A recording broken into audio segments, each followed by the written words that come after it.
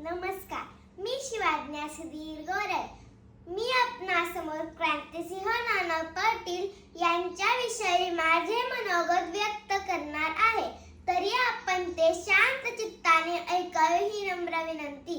भारताचा क्रांतिसिंह तू शुभाचे देणे, भारताचा क्रांतिसिंह तू शुभाचे देणे, जागृत केला महाराष्ट्र तू सिंह गर्जनेने.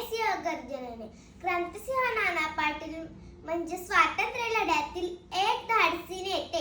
त्या नेत्याचा जन्म 3 ऑगस्ट 1900 रोजी येडे मच्छिंद्र, तालुका वाळवा, जिल्हा सांगली येथे झाला. त्यांचे पूर्ण नाव राणा रामचंद्र पाटील असे होते. ते अन्याय, शोषण आणि ब्रिटिशांविरुद्ध खंबीरपणे उभे राहिले. त्यांनी सातारा येथे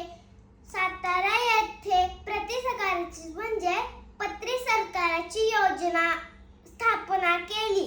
त्यांचे जीवन, धैर्य, त्याग व जनसेवेतून घडलेले होते. ते नेहमी म्हणत, जनतेसाठी जगणं हीच खरी देशसेवा. अशा या नेत्याने 6 डिसेंबर 1976 रोजी अखेरचा श्वास घेतला. अशा या नेत्याला माझे कोटी कोटी प्रणाम.